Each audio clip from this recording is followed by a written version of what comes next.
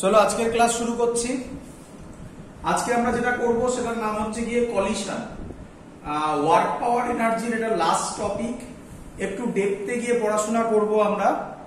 তো প্রথম কলিশনের আন্ডারে যেগুলো পড়ে সেটা হচ্ছে, লিখবে সবাই।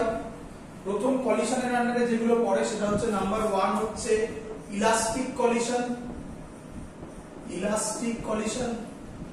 নাম্বার 2 হচ্ছে গিয়ে ইনইলাস্টিক কলিশন, আর নাম্বার 3 হচ্ছে গিয়ে পার্শিয়ালি, এটাকে বলা হচ্ছে হলো পারফেক্টলি ইলাস্টিক, পারফেক্টলি ইনইলাস্টিক, এটাকে পার্শিয়ালি ইনইলাস্টিক কলিশন অথবা পার্শিয়ালি ইলাস্টিক কলিশনও বলতে পারো, ইনইলাস্টিক কলিশন। ক্লিয়ার সবার? তিনটে জিনিস, একটা হচ্ছে ইলাস্টিক, আরেকটা হচ্ছে গিয়ে ইনইলাস্টিক, আরেকটা হচ্ছে গিয়ে পার্শিয়ালি ইনইলাস্টিক। ইলাস্টিক যেটা সেটাকে কেউ কেউ বলে পারফেক্টলি ইলাস্টিক কলিশন, আর ইনইলাস্টিককে বলে পারফেক্টলি ইনইলাস্টিক কলিশন, আর পার্শিয়ালি ইনইলাস্টিক অর বলে পার্শিয়ালি ইলাস্টিক। বোঝা গেছে সবার?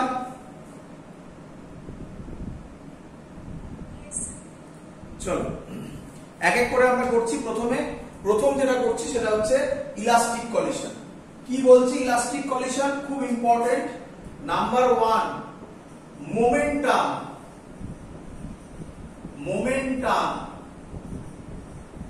Remains conserve. খুব ইম্পর্টেন্ট কথা, মোমেন্টাম রিমেইনস কনজার্ভ, মানে মোমেন্টাম কনজার্ভ থাকবে। কনজার্ভ কথাটার মানে কি?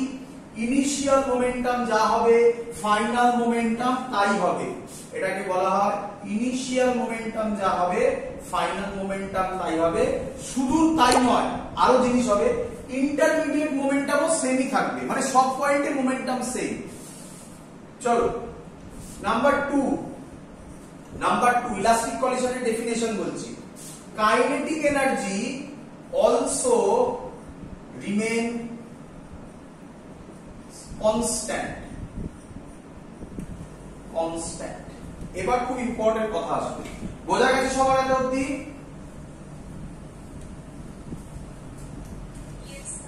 চলো ভালো করে শুনবে। নাম্বার 1, ইলাস্টিক কলিশন মানে মোমেন্টাম রিমেইনস কনজার্ভ। আচ্ছা, মোমেন্টাম রিমেইনস কনজার্ভ কথাটার মানে হচ্ছে সব সময় মোমেন্টাম সেম থাকবে। মোমেন্টাম সেম মানে ধরো এটা ইনিশিয়াল পয়েন্ট, কথা বলছি, এটা ফাইনাল পয়েন্ট, এটা ইন্টারমিডিয়েট কোনো একটা পয়েন্ট, এটা ইন্টারমিডিয়েট কোনো একটা পয়েন্ট। এখানে যা মোমেন্টাম হবে এখানে তাই, এখানে তাই, এখানে তাই, একে বলা হয় momentum remains conserve. Clear?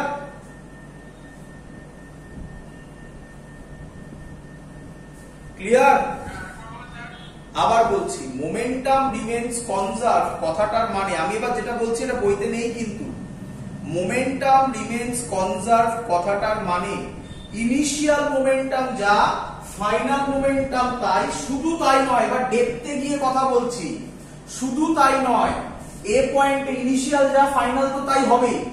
Intermediate যদি মাঝখানে কোনো পয়েন্ট থাকে, মানে ইনিশিয়াল আর ফাইনালের মাঝখানে যে কোনো পয়েন্ট যদি থাকে, তাহলে সেখানেও মোমেন্টাম সেমই থাকবে। ক্লিয়ার? আচ্ছা, kinetic energy also remains constant কথাটার মানে একই কথা। কাইনেটিক এনার্জি ইনিশিয়াল যা, কাইনেটিক এনার্জি ফাইনালও তাই, কিন্তু একটা প্রবলেম আছে ছোট্ট করে কাইনেটিক এনার্জি। ক্লিয়ার এত অবধি?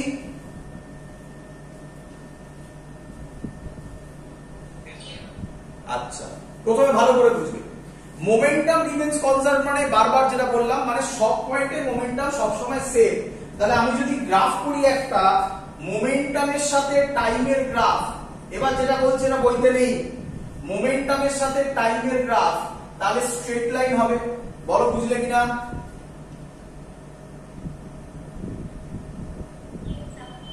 আর কাইনেটিক এনার্জি রিমেইনস কনস্ট্যান্ট মানে ইনিশিয়াল কাইনেটিক এনার্জি যা ফাইনাল কাইনেটিক এনার্জিও তাই, কিন্তু এর মাঝখানে কাইনেটিক এনার্জি অন্য ভ্যালু হতেও পারে। অর্থাৎ অর্থাৎ এর যদি আমি গ্রাফ করি কাইনেটিক এনার্জির সাথে টাইমে, তাহলে initial kinetic energy final kinetic energy same, but তারপরে এনার্জি কমে বাড়ে আবার। এই হলো খুব ইম্পর্টেন্ট একটা পয়েন্ট, যেটা তোমাদের বইতে বলা নেই। ক্লিয়ার এত অবধি? মানে মোমেন্টাম বলছি, হ্যাঁ বলো, বলছি আমি, হ্যাঁ আবার বলছি, মোমেন্টাম রিমেন্স কনস্ট্যান্ট মানে যে কোনো পয়েন্টে টাইমের সাথে তুমি যখন ইচ্ছে নাও মোমেন্টাম সবসময় সেম থাকবে। ক্লিয়ার?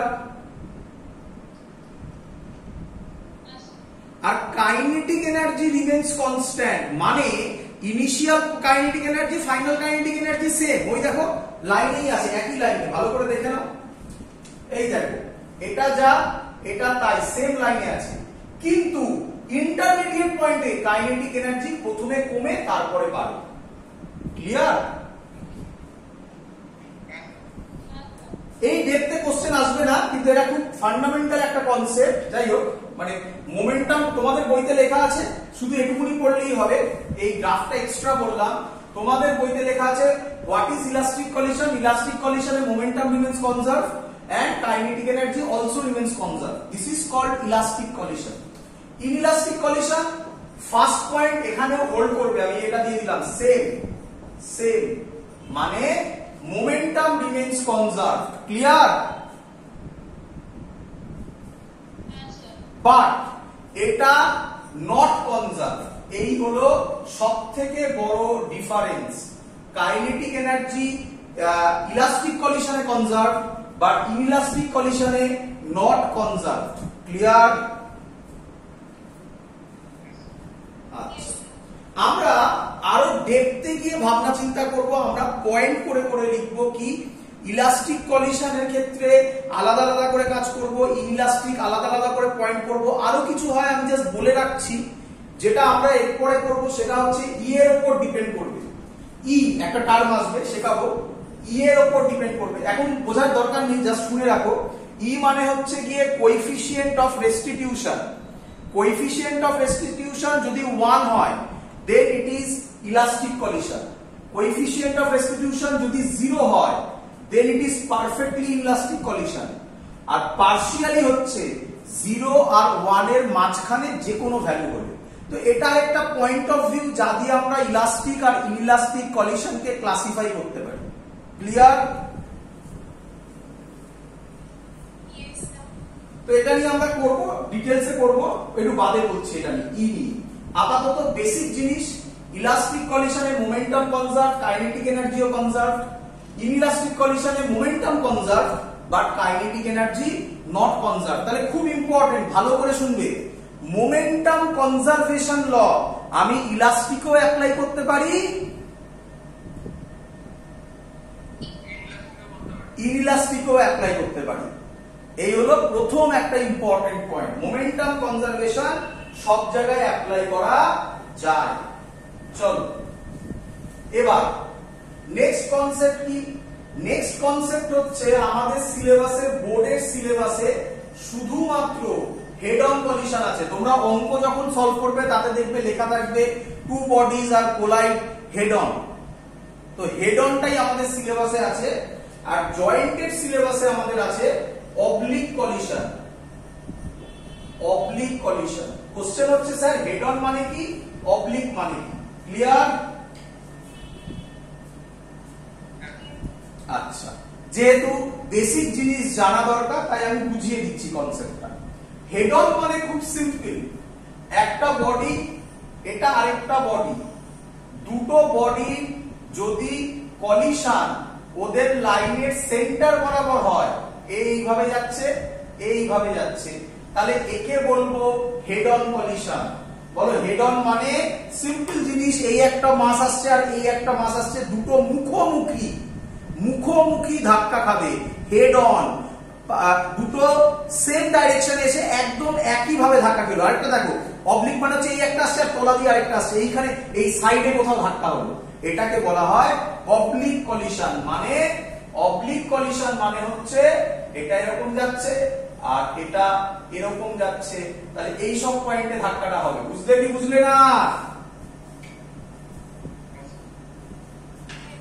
তো আমাদের সিলেবাসে যা আছে সব হেড অন কলিশন, আমরা হেড অন কলিশন নিয়ে পড়াশোনা করব। অবলিক কলিশন শুধুমাত্র জয়েন্টে আছে, বোর্ডসে নেই। চল চল, অবলিক কলিশন একটু ডিফিকাল্ট।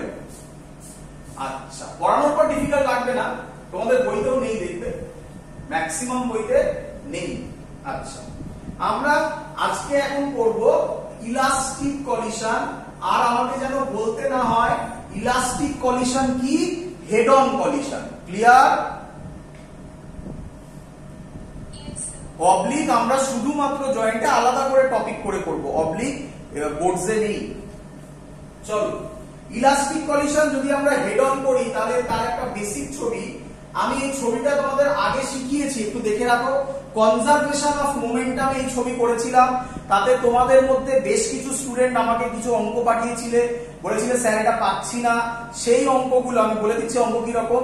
একটা মাস ছিল, সেটা ব্লাস্ট হয়ে 2-3টে মাসে কনভার্ট হলো, তারপর যে যেদিকে ইচ্ছা যাচ্ছিল, এরকম কিছু কোশ্চেন ছিল, সেগুলো আজকে আমরা সলভ করব, সব পারবো। তো এটা আগের চ্যাপ্টারেও এই অঙ্ক এরকম টাইপের অঙ্ক ছিল, সেগুলো আজকে সলভ হয়ে যাবে। চলো, তো ছবিটা দেখে তোমাদের চেনা চেনা লাগবে। এটা M1 U1 স্পিডে যাচ্ছে, আরেকটা মাস M2 U2 স্পিডে যাচ্ছে। তোমরা কি বুঝতে পারছো যে ধাক্কাটা আচ্ছা কি কখন ধাক্কা হবে? U1 গ্রেটার দ্যান U2 হলে। বলো বুঝলে কিনা? আরে বাবা, যদি এটার ভেলোসিটি এটার থেকে বেশি হয়, এটার ভেলোসিটি এটার থেকে বেশি হয়, তবেই তো গিয়ে ধাক্কাটা মারবে। আর যদি এটার ভেলোসিটি বেশি হয় তো আগে বেরিয়ে চলে যাবে, ধাক্কা তো হবেই না। আরেকটা হতে পারতো একটা এরকম, আরেকটা এরকম। এটা অঙ্কে থাকবে, আমি এক্ষুনি অঙ্ক করাবো, অঙ্কে থাকবে এরকম অঙ্ক। তো চিন্তা নেই, আমরা এটা যেটা করব, U2 যা ডাইরেকশন, এটা যদি আমরা পজিটিভ ভাবি, তাহলে U2 যদি পজিটিভ হয়, এখানে U2 টাকে নেগেটিভ করে দেবো, তাহলেই অ্যান্সার মিলে যাবে। ক্লিয়ার? তো এটা নিয়ে এখন ভাবতে হবে না, মনে রেখে দিও এরকমও হবে। আচ্ছা, পরিষ্কার বুঝতে পারছো? এটাকে বলা হয় যে জয়েন্ট যদি করি আমি এখান দিয়ে যদি পারপেন্ডিকুলার লাইন টানি, তাহলে এই যে লাইনটা মানে সেন্টার থেকে সেন্টার, এটাকে বলা হয় লাইন অফ ইমপ্যাক্ট। এই যে দেখে নাও, এটা ওয়ার্ডটা বললাম, অবলিক কলিশনে খুব লাগে। এই বডিটা এই যে সারফেস আছে তার পারপেন্ডিকুলার হবে, তার মানে এইটা হবে, এটাকে বলা হয় লাইন অফ ইমপ্যাক্ট, বা কেউ কেউ বলে লাইন অফ ইনসিডেন্স। তো বুঝতেই পারছো, হেড অন মানে লাইন অফ ইনসিডেন্স বরাবর হলে তাকে হেড অন বলে। আর এটা বুঝতেই পারছো লাইন অফ ইনসিডেন্স নয়, তাই তো নাকি? তাহলে এটাই হচ্ছে অবলিক কলিশনের বেসিক ডিফারেন্স। তখন আমরা লাইন অফ ইমপ্যাক্ট বা লাইন অফ ইনসিডেন্স নিয়ে ডিটেইলসে আলোচনা করব অবলিক কলিশনে। এখানে যা হচ্ছে সব লাইন অফ ইনসিডেন্স। আচ্ছা, এবার ভেতরে ঢুকে ভাবো, ধাক্কা খাওয়ার পর, ধাক্কাকে তোমাদের মনে আছে যে স্যার স্টার দিয়ে ডিনোট করেছিল, মনে আছে? স্টার মানে হচ্ছে ইনসিডেন্ট, বা স্টার মানে তুমি বলতে পারো কি বলবো, স্টার মানে হচ্ছে কলিশন, স্টার মানে হচ্ছে ফায়ারিং, স্টার মানে হচ্ছে কোন একটা ধরো বম্ব ব্লাস্ট করলো, ওই ব্লাস্ট যেটা, ওটা হচ্ছে স্টার। ক্লিয়ার? স্টার মানে হচ্ছে সহজ ল্যাঙ্গুয়েজ ইনসিডেন্ট। ক্লিয়ার? চলো, তাহলে স্টারটা নিয়ে কি হলো, স্টারের ভেতরে একটু ঢুকুন স্যার। স্টারে এরকম হলো, দেখো দেখি। আচ্ছা, কি হলো?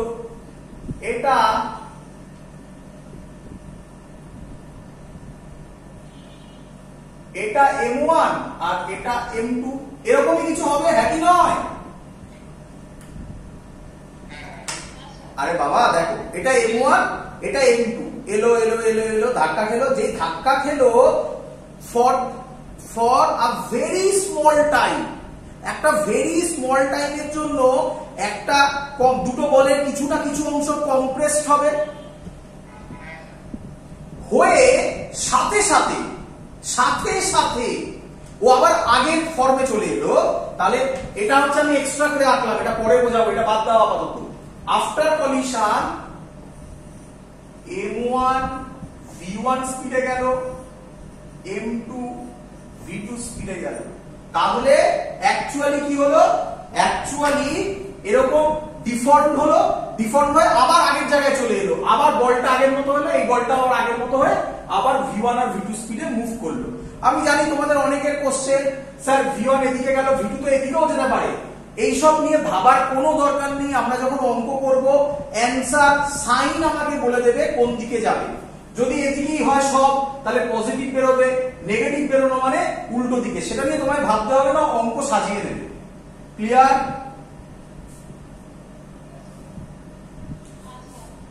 চলো এবার একটু বলে রাখি, আমি এখনই বলে রাখছি, আমি আবার দেখতে গিয়ে বলবো, আবার বলবো যখন হবে, তবুও বলে রাখি, একটু ভালো করে দেখো। এটার নাম হচ্ছে ইলাস্টিক কলিশন। ইলাস্টিক মানে কি, ডিফর্ম হয়ে আবার আগের জায়গায় চলে এলো। একটা সহজ এক্সাম্পল দিই, একটা সহজ এক্সাম্পল দিই।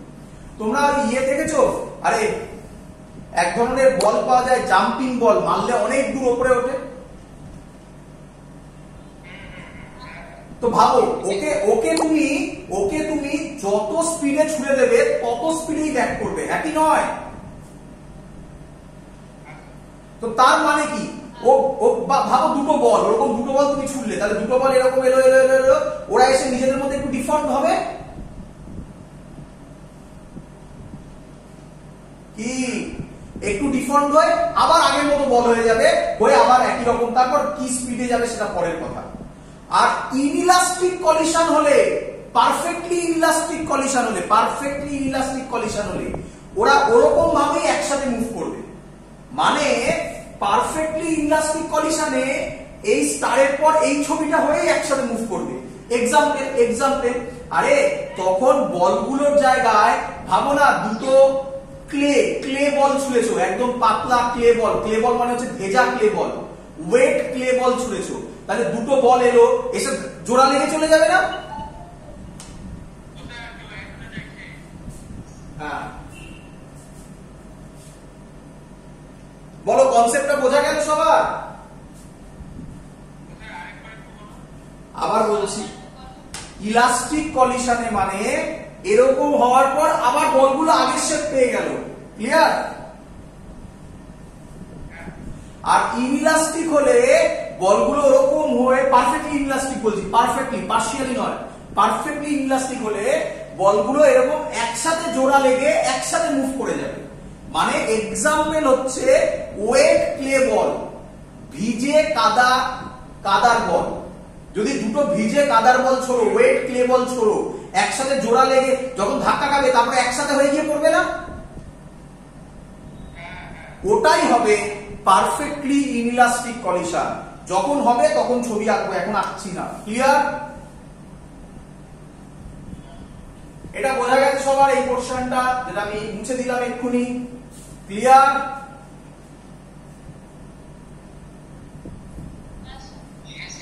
চলো এবার জানো, আমি গ্রাফটাও বোঝাতে পারি যে কাইনেটিক এনার্জি কেন এরকম হয়েছিল। এদিকে দেখো, এটাই ছিল না কাইনেটিক এনার্জির গ্রাফ?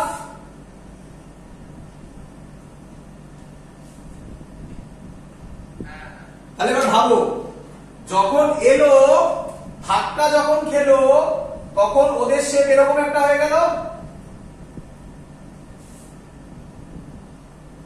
শেপ যদি চেঞ্জ হয়ে যায় তাহলে তার এনার্জি কমবে, শিওর শট। যে তার মানে এইখানে ছিল ইনিশিয়াল, তারপর দেখো কমলো, আবার এখান থেকে এরকম হয়ে গেল, তো তাহলে আবার এনার্জি বেড়ে এই জায়গায় চলে এলো। আর মোমেন্টামে কি ছিল? মোমেন্টামে একদম স্ট্রেট লাইন ছিল, মোমেন্টামে সব ঝামেলা হয় না। ক্লিয়ার? চলো, তো এগুলো যেগুলো বললাম এগুলো সিলেবাসে নেই, এগুলো অনেক দেখতে গিয়ে কথা। মেইন সিলেবাস হচ্ছে এই ছবিটা। এবার যা কাজকর্ম করবো এসব নিয়ে এত ভাবনা চিন্তা করে না, সিম্পল থিং।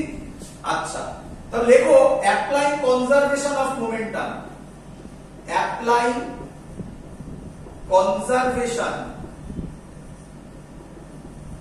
Of momentum. আচ্ছা শর্টে এটাকে আমি লিখবো সি অফ মোমেন্টাম। এরপরে লিখবো সিওএম। আমি জানি প্রচুর লোক এটাকে গুলিয়ে ফেলে সেন্টার অফ মাসের সাথে। সেন্টার অফ মাস দেরি আছে, সেন্টার অফ মাস এখন পড়াচ্ছি না। কনজারভেশন অফ মোমেন্টামকে শর্টে সিওএম লিখবো। ক্লিয়ার? চলো কি বলে কনজারভেশন অফ মোমেন্টাম। আচ্ছা আরেকটা জিনিস বলে দিই।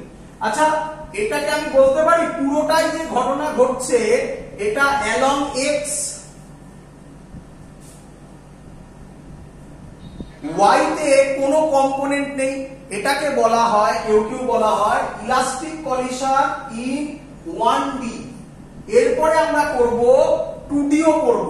সহজ জিনিস, 2D example, perfect example carrom board. Clear? আরে ক্যারাম বোর্ডে এরকম থাকলো, স্ট্রাইকার এসে মারলো, মারার পর তো এরকম একটা যায়, এরকম একটা যায়, হ্যাঁ কি নয়? তাহলে এটাকে বলা হয় ইলাস্টিক কলিশন ইন 2D। আমরা যেটা এখন করছি elastic collision in 1D। 1D মানে অ্যালং এক্স ই হচ্ছে। আর এখানে কি হবে, যখনই এরকম যাবে এক্স এ ভাঙবে, ওয়াই তে ভাঙবে না। তো এটা 2D, আমরা 2D ও করব, একটু বাদে করছি, দুটোই আমাদের সিলেবাসে আছে। চলো অ্যাপ্লাই কনজারভেশন অফ মোমেন্টাম। সবই এক্স এ যাচ্ছে। Conservation of momentum very easy. This is called incident. Incident means হচ্ছে ইকুয়াল টু সাইন। ইনসিডেন্ট মানে হচ্ছে স্টার মিন্স হচ্ছে ইকুয়াল টু, স্টার মানে ইনসিডেন্স, ইনসিডেন্ট মানে ইকুয়াল টু তার আগের total momentum is equal to পরের টোটাল মোমেন্টাম। তাহলে বলো আগের টোটাল মোমেন্টাম কত হবে?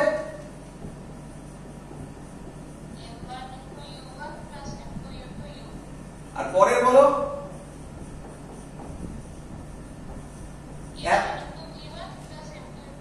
এতটাই সহজ।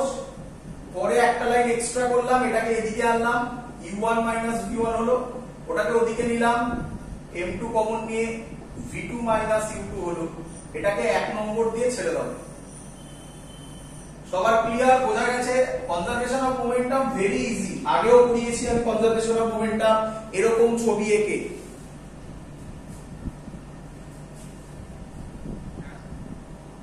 চলো এবার অ্যাপ্লাই করো conservation of kinetic energy.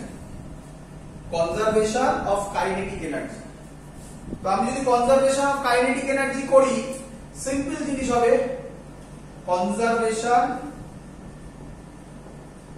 Of kinetic energy. একই জিনিস, স্টার মানে হচ্ছে ইকুয়াল টু সাইন, তার আগের total kinetic energy is equal to পরের টোটাল কাইনেটিক এনার্জি।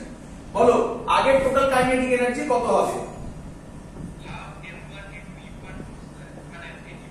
একদম plus half m2 u2 square is equal to half m1 v1 square plus half m2 v2 square. কোন doubt?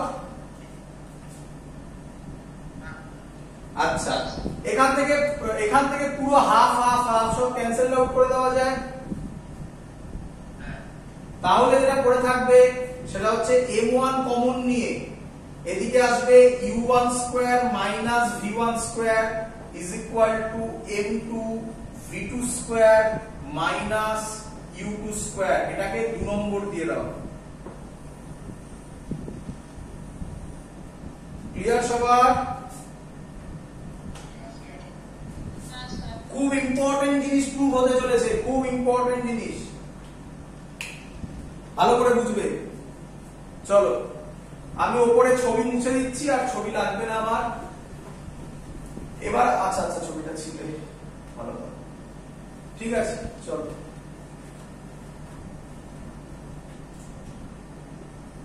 এবার যেটা করবে সেটা হচ্ছে 2 ডিভাইডেড 1 করে দাও। 2 ডিভাইডেড 1 করে দাও। তাহলে হবে 2 এর হবে m1 u1 minus v1 into u1 plus v1 divided by এটা m1 u1 minus v1। কি করলাম? এটা ছিল a square minus b square এর formula, a minus b into a plus b করেছি। ক্লিয়ার? চলো একইভাবে পাশেরটা লিখে ফেলো। একইভাবে পাশেরটা লিখে ফেলো। কি লিখবে বলো?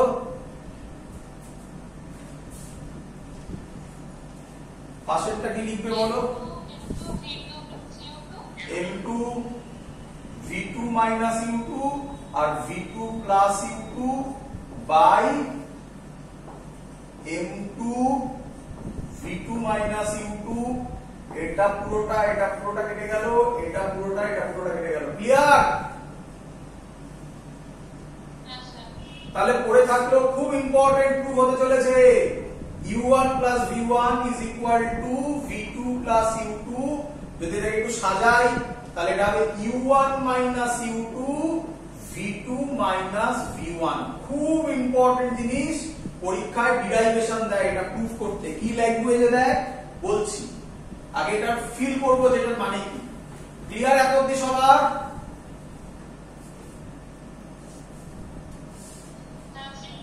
চলো এটার এবার মানে কি আমি ছবিটা আরেকবার আঁকছি, বুঝতে সুবিধা হবে। এটা m1 u1 স্পিডে যাচ্ছে, m2 u2 স্পিডে যাচ্ছে। আচ্ছা কে বলবে কি কন্ডিশন না হলে কলিশনটা হবে না? Very good, u1 greater than u2। তারপরে m1 v1 স্পিডে যাচ্ছে, m2 v2 স্পিডে যাচ্ছে। এবার ফিল করো, বোঝো ভালো করে, দেখো। আচ্ছা যত টাইম যাবে তত u1 আর u2 কাছাকাছি আসবে না দূরে সরে যাবে? যত টাইম যাবে u1 আর u2 কাছাকাছি আসবে, মানে ধাক্কা খাওয়ার আগে কাছাকাছি আসবে না দূরে সরে যাবে? একদম একদম কাছাকাছি আসবে। ক্লিয়ার সবার? আচ্ছা ধাক্কা খাওয়ার পরে v1 v2 কি হবে? একদম। আচ্ছা আমি কি বলতে পারি এটাকে বলা হয় u1 minus u2? আমরা এরকম পড়েছিলাম, দেখি বলতে পারো কিনা। v12 এটাকে কি লেখা হয়? রিলেটিভ ভেলোসিটি, মনে পড়ছে?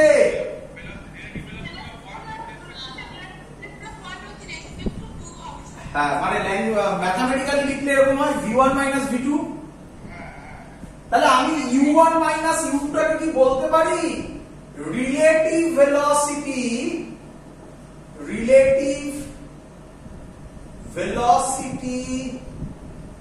অফ, কাছাকাছি আসবে না দূরে যাবে? Of approach. Clear? Relative velocity of approach কাছাকাছি আসবে বিফোর কলিশন, কলিশনের আগে, ইজ ইকুয়াল টু ধাক্কা খাওয়ার পর কাছাকাছি আসবে না দূরে যাবে? তাহলে এটা হবে, বলো নিজেরা, relative velocity of separation before, after না বিফোর? এটা আফটার কলিশন। পরীক্ষায় তোমাকে বলবে for elastic collision proof this one, এই ল্যাঙ্গুয়েজটা দেবে, তার মানে এটা প্রুফ করতে হবে। ক্লিয়ার আইডিয়া সবার? চলো নোট ডাউন করে লেখো, নোট ডাউন করে লেখো বড় বড় করে। কেউ কিছু বলছিলে বলো? চলো নোট ডাউন করে বড় বড় করে লেখো, অঙ্ক সলভ কিভাবে হবে। আচ্ছা প্রথমে বলে দিই, বইয়ের অঙ্ক ইজিলি সলভ হবে। বইয়ের অঙ্কের কোনো অঙ্কের লেভেল নেই, একটা দুটো অঙ্ক ছাড়া। আমি দেখিয়ে দেবো, করে দেখিয়ে দেবো, সব করিয়ে দেবো। আমি তার থেকে ডেপথে, মানে জয়েন্টের খুব ডিফিকাল্ট, বিশেষ করে এখান থেকে একটা অঙ্ক এসছে আমি বলে দিচ্ছি, অবলিক কলিশনের, খুব ইম্পর্টেন্ট। তার সাথে আবার ইলাস্টিকও জয়েন করেছিল। 2008 আইআইটি 2008 এ একবার কোশ্চেন এসেছিল, 12 মার্কসের, 12 মার্কসের কোশ্চেন, প্যারাগ্রাফ কোশ্চেন, একটা মধ্যে 3টে কোশ্চেন ছিল, 4x3 12 মার্কসের কোশ্চেন ছিল। তো দেখবে তার মজা, দেখবে সেই অঙ্ক যখন সলভ করব কিরকম মজা হয় দেখবে, খুব সুন্দর জিনিস। তো আমি বারবার করে বলছি, সেই সব অঙ্ক সলভ করতে গেলে কিন্তু আমি যেভাবে বলছি সেভাবে একটু ভাবতে হবে। এই যে আমি বললাম relative velocity of approach before collision, relative velocity of separation after collision, এটা সব বইতেই তুমি পাবে। পরীক্ষায় ডাইরেক্টলি বোর্ডের এক্সামে ডাইরেক্টলি এটা প্রুফ করতে দেয় কিরকম টাইপের কোশ্চেন হয়, এটার জন্যই আমি তোমাদের একটা পরীক্ষা নিচ্ছি। তো তোমরা পরীক্ষা দিলে একটা আইডিয়া হবে কিরকম টাইপের কোশ্চেন হয়। এগুলো বোর্ডে দেয়, বাট তোমরা নোট ডাউন করো, খুব ইম্পর্টেন্ট কথা। নাম্বার 1,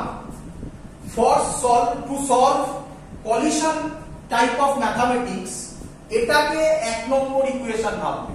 বলো বুঝলে কিনা? কলিশনের যখন কোনো অঙ্ক থাকবে তুমি এটাকে নাম্বার 1 ইকুয়েশন ভাববে, মানে এটা থেকে একটা ইকুয়েশন তৈরি হবে। ক্লিয়ার? আর নাম্বার 2 লিখে রাখো এগুলো সাইডে, এগুলোই মেইন জায়গা হবে কিন্তু। আর নাম্বার 2 হচ্ছে, আমি অলরেডি মুছে দিয়েছি, তোমরা আমাকে বলো এখান থেকে কনজারভেশন অফ মোমেন্টাম কি হবে বাবা?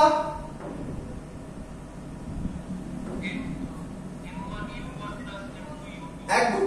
তাহলে লিখে রাখো, আমি লিখলাম না, তোমরা ঠিকই বলছো, m1u1 plus m2u2 is equal to m1v1 plus m2v2 লিখে রাখো। ওটা হবে 2 নম্বর ইকুয়েশন।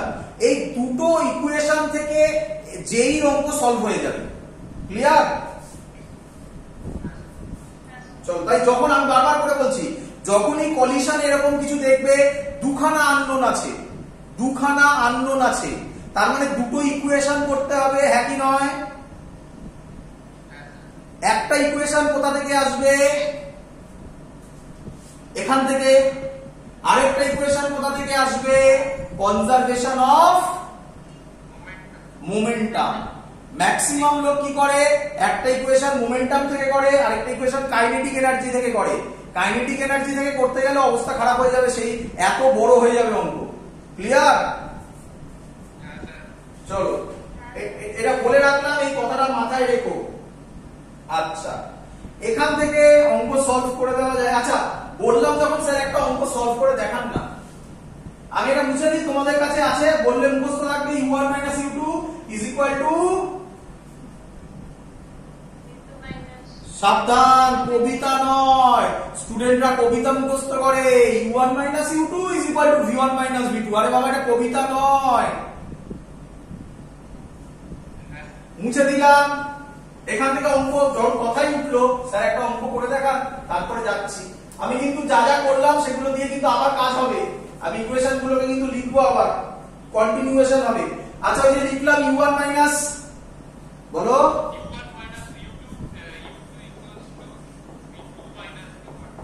এখান থেকে থিওরি স্পেলিং দেখলে লোকে ভয় পালাবে। Theory continue